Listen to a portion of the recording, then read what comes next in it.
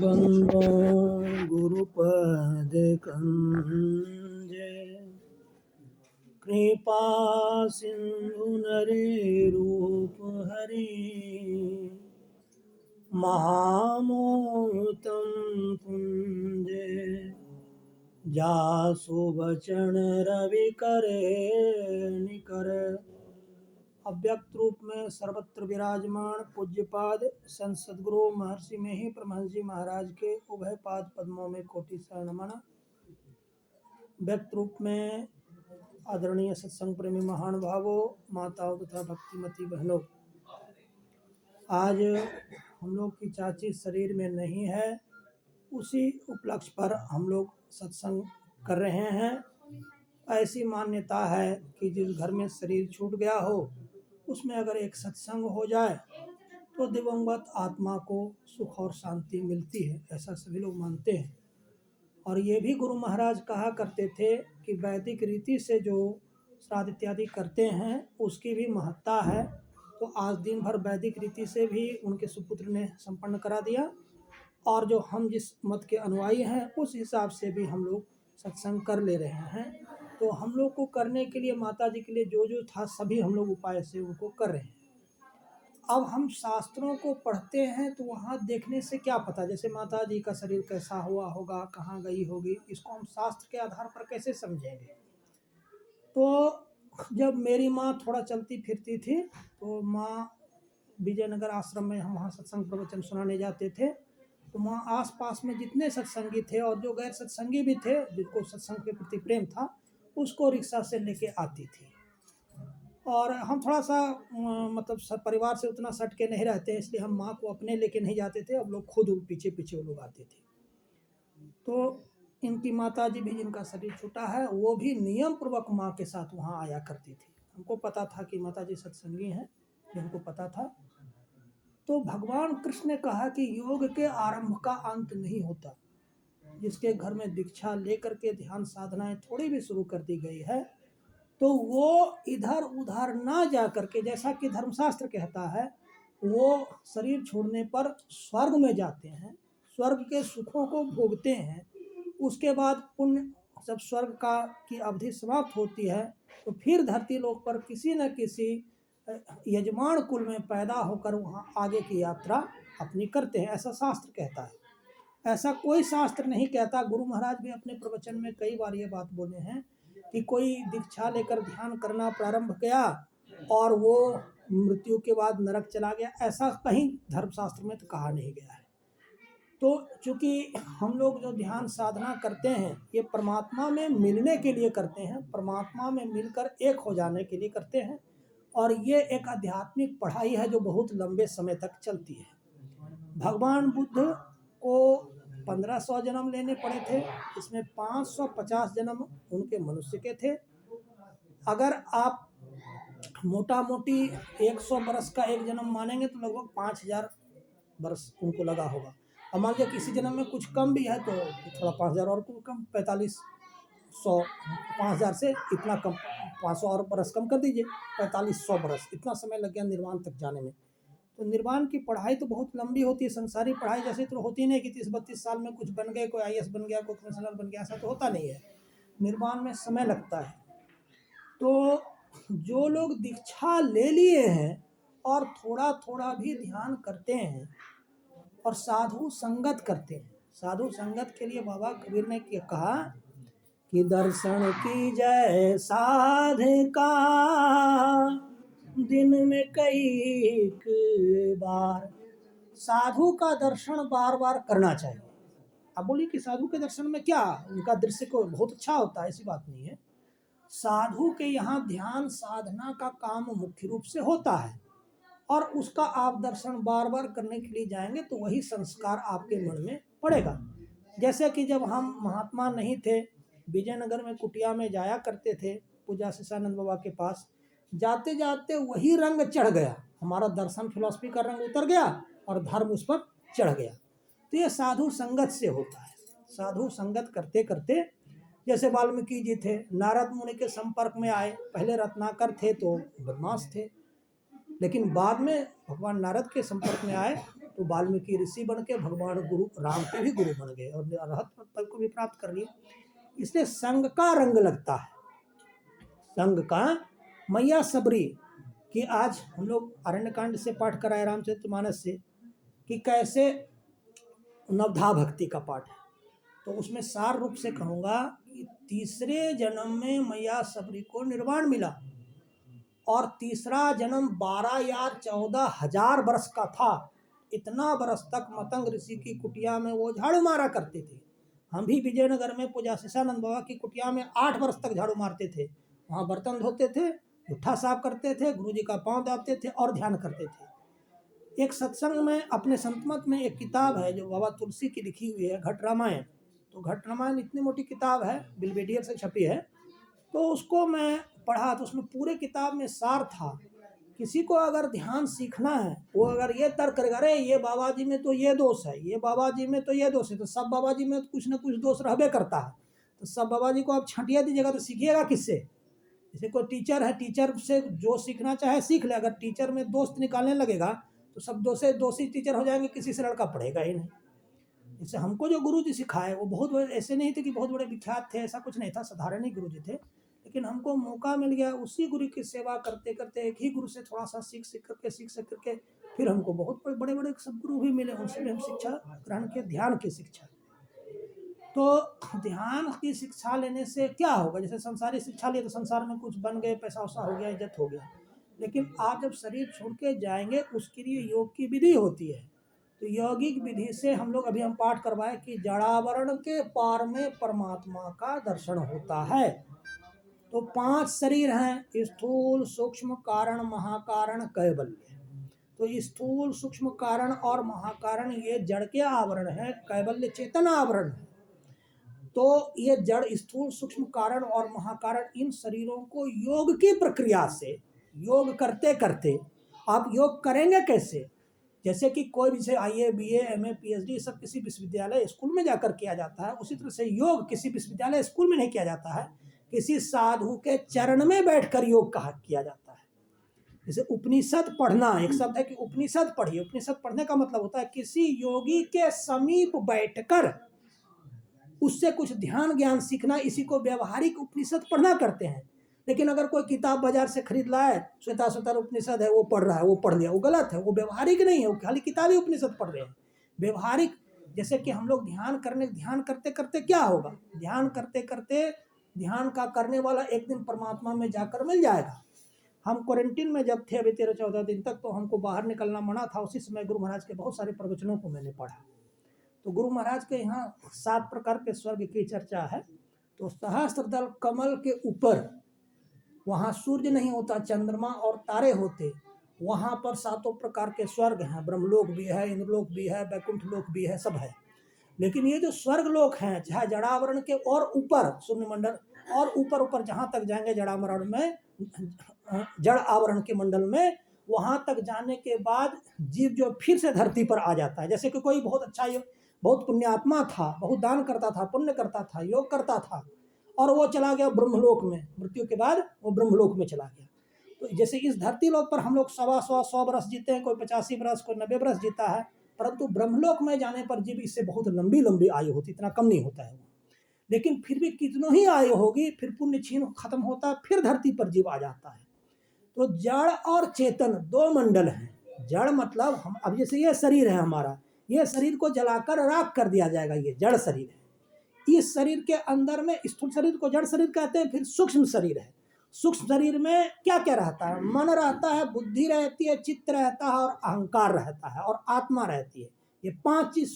जैसे हम जैसे माने कि अभी तो मेरा शरीर नहीं छूटा है, जैसे माता जी का शरीर छूटा तो उनका स्थूल शरीर छूटा है, उनका सूक्ष्म शरीर अभी है। उसमें क्या क्या है? मन, बुद्धि, चित्त, अहंकार, आत्मा, ये 5 चीज है ना। तो मन कहते हैं किसको? इसको ठीक से समझिएगा। मेही बाबा की खासियत यह है, हमको धरती पर कम से कम 25-30 हजार धार्मिक संप्रदाय जानते हैं, लेकिन मेही बाबा ने जो निर्वाण का रास्ता बताया कोई नहीं बताया आज तक हमको, इसलिए इसको छोड़ के हम नहीं जाते। मन कहते हैं अंदर की वह इंद्री जिसका काम होता है संकल्प करना और विकल्प करना। जैसे प्रवीण जी को मन में आया कि इनका प्रवचन सुनना चाहिए, मन में एक संकल्प हुआ, ये भी हो सकता था, ना ना थकावट हो गई है, नहीं सुनना चाहिए, ये विकल्प हुआ। तो संकल्प करना और विकल्प करना जो अंदर की इंद्री करती है उसको कहते हैं मन। फिर बुद्धि किसको कहते हैं? बुद्धि अंदर की एक अंतःकरण की इंद्री है जिसका काम होता है सार और असार का निर्णय करना। सार क्या है, एसेंस क्या है, और असार क्या है, किसको पकड़ना चाहिए और किसको छोड़ देना चाहिए, ये बुद्धि है। चित्त, चित्त अंदर की वह इंद्री है जिसका गुण होता है वो हिलडोल करना, हिलना डुलना चित्त है। और अहंकार, अहंकार अंदर की वह इंद्री है जिसका काम होता है, जो कहता है कि मैं हूं, जैसे मैं गौतम हूं, ये प्रवीण है, प्रवीण जी को प्रवीणत्व का ज्ञान जो होता है वो उसी को अहंकार कहते हैं, है ना, उसको अहंकार है। मैं हूं का ज्ञान हो जाना ही अहंकार है। मैंपन का ज्ञान अंदर की जो इंद्री कराती है उसको अहंकार कहते हैं। तो स्थूल शरीर से छूटने पर ये जो मृत्यु सामान्य मृत्यु होती है उसमें केवल स्थूल शरीर छूटता है।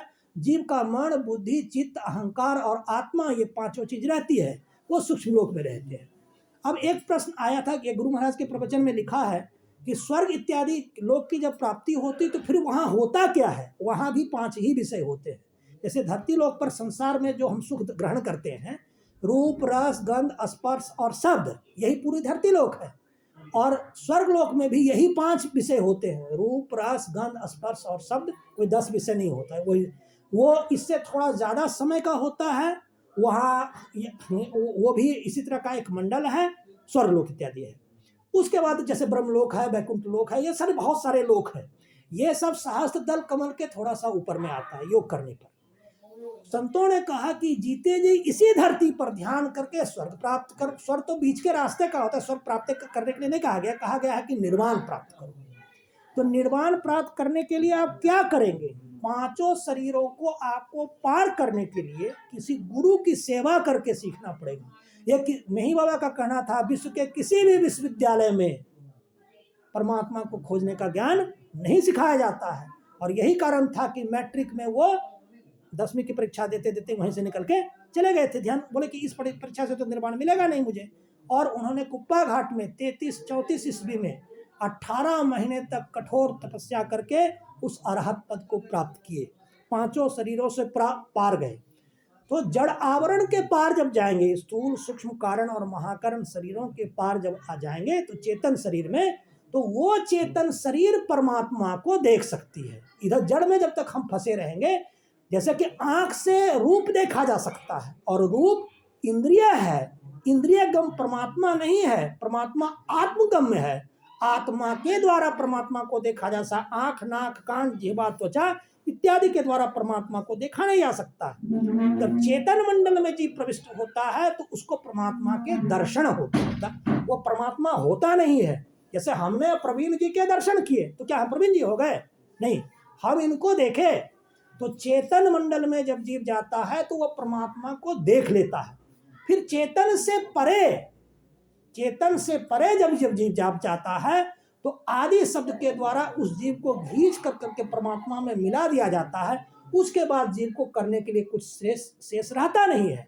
तो अपने गुरु महाराज के सत्संग में, संतमत सत्संग में ये सारी बातें बहुत ही कर करके, ये किताबी बातें नहीं है, ये कर करके और उसको प्रैक्टिकल में परमात्मा को शोध करके निकाला गुरु महाराज ने, और वो रास्ता बता दिया।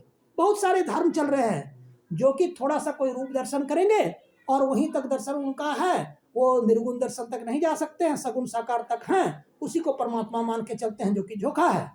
जैसे आप एक इसी सुधा सागर में गुरु महाराज ने कहा कि सगुण साकार रूप का दर्शन होता है। जैसे अंदर में आप ध्यान करेंगे, मानस ध्यान करेंगे ना, उसके बाद थोड़ा सा आपको कोई चतुर्भुजी परमात्मा का दर्शन होगा, कोई अष्टभुजी परमात्मा का दर्शन होगा, कहीं विराट रूप का दर्शन होगा। ये जितने भी रूप वाले दर्शन, परमात्मा दर्शन का विषय है ही नहीं। क्यों?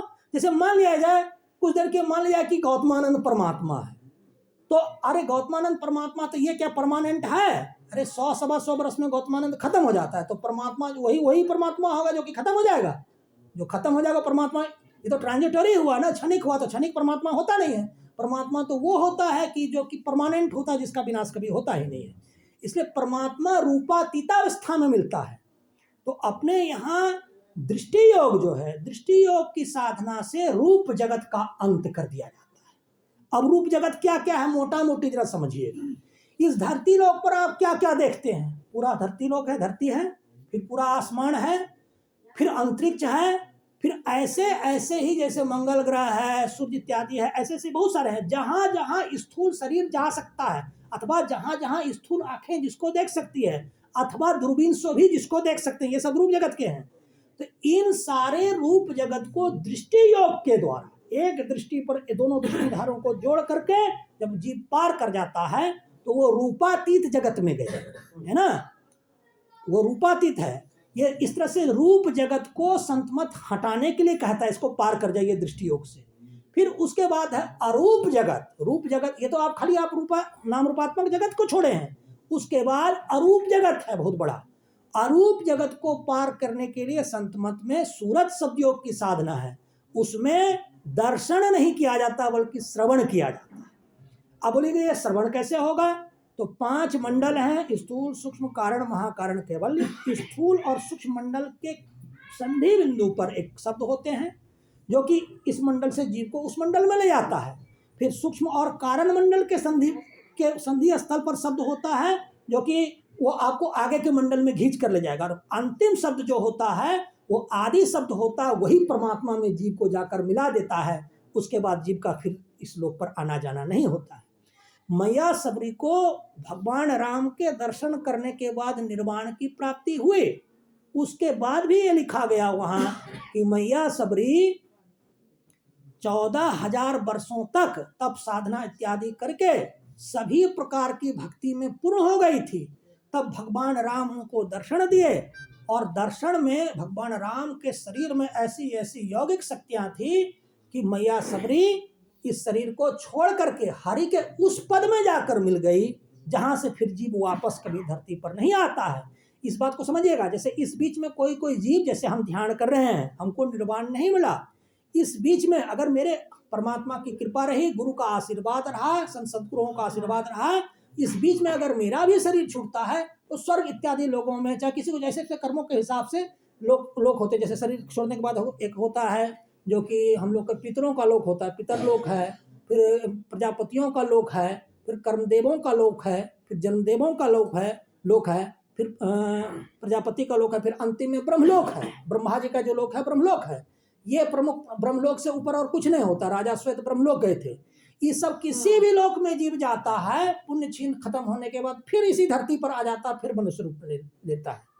परंतु जो दृष्टि सूरत शब्द योग के द्वारा अरूप जगत का अंत कर देता है और सार शब्द को प्राप्त करके परमात्मा में जाकर मिल जाता है, वो फिर धरती पर वापस नहीं आता। उसको जन्म मरण के चक्कर से गुजरना नहीं पड़ता है। तो आप सत्संग करते हैं, आपने दीक्षा ले लिया है, आपकी इच्छा भी है कि मैं नौकरी खत्म करके शेष समय ध्यान में बिताऊंगा, यह आपकी पवित्र इच्छा है। परमात्मा आपको इसी इच्छा में रखे। और आपका तो यहाँ घर है, हम तो बांका में इसलिए रहते हैं क्योंकि यहाँ से कुप्पा घाट नजदीक है और वहाँ से मुझे ध्यान सीखने का अवसर मिलता है, इसलिए हम बांका रहते हैं। तो आश्रम तो बहुत है मेरे पास, तो हम उधर नहीं जाते, बहुत कम जाते हैं। तो भगवान आप लोग को सदमति दिया कि आज माता जी के निधन पर आपने सत्संग कराया। दिन भर बहुत थके भी हैं, तो सत्संग तो हम लोग यहाँ पर रहते हैं तो हम लोग श्रवण करते ही रहते हैं। तो आज हमको लगता है कि अब ज़्यादा समय आप लोग को नहीं थकाना चाहिए। आज के लिए इतना ही क्या, और फिर कभी हम लोग बाद में फिर यहाँ रहेंगे तो सत्संग तो आश्रम में होता ही रहता है, घर पर भी होता रहता है। जिनको और जिज्ञासा होगा घर पर आ जाइएगा, पीछे वाला घर में एक आश्रम अपना प्राइवेट बनाए हैं, वहाँ पर भी ध्यान संबंधी बातें, किसी को और जिज्ञासा होगा फ़ोन नंबर से पूछिएगा, बहुत लोग पूछते हैं। हम ऐसा नहीं है कि हम कोई बहुत बड़े योगी हैं, महात्मा हैं। हाँ, इतना हुआ कि हमको किसी प्रकार गुरु की सेवा करते करते अब संसार की तरफ मेरा मन नहीं जाता है। मैं केवल ध्यान भजन सत्संग में ही अपने को संतुष्ट रखता हूँ। और संसार में बहुत कुछ है, तो क्या क्या लेकर आप जाइएगा? कुछ तो लेकर नहीं जाइएगा। संसार में तो बहुत अरब खरब बहुत कमाने वाले हैं, बहुत गाड़ी घोड़ा कमाते हैं, जब जाते हैं प्राण छूट जाता है, टिकट कट जाता है, कुछ नहीं जाता है साथ में। ध्यान धारणा के बारे में कहा गया कि ये सब चीज़ें साथ में चली जाती है, इसलिए हमको ध्यान धारणा को प्रमुख मान करके हम भी कर ही रहे हैं। ऐसा नहीं है कि बहुत कुछ हम कर लिए हैं, बहुत करना बाकी है अभी, तो हम लगे हुए हैं। आप लोग का सहयोग मिलता रहेगा। आप सत्संग को सुने, हमको भी अच्छा लगा। और हम गुरु महाराज से प्रार्थना करते हैं, माता जी आपकी तो माता थी ही, हमारी भी चाची थी, और हम भी वो भी मेरे घर पर आती थी, हम भी कभी कभी आते थे, यहाँ पर बुलाती थी चाची। तो तो हमको पूरा विश्वास है कि चाची का जीवन जो जिंदगी भर सत्संग में बीता है, तो परमात्मा उनको अच्छे लोक में रखा होगा। और गुमराह से प्रार्थना करते हैं कि उनको फिर से मनुष्य योनि की प्राप्ति हो और फिर वो जो है कि धरती पर आकर परमात्मा की भक्ति करें। इन्हीं बातों के साथ मैं अपनी वाणी को विराम देता हूँ। बोलिए प्रेम से श्री सद्गुरु महाराज की जय। श्री सद्गुरु महाराज की जय। श्री सद्गुरु महाराज की जय। आज संडे है क्या? शनिवार तो आज तो भजन तो नहीं होगा। आज तो एक दो भजन सुना दीजिए, कोई सुनाएंगे तो सुनाइए। हाँ सुनाइए, भजन सुनाइए। उसमें इस किताब के पीछे में होगा। इनको गाने दीजिए, इसके बाद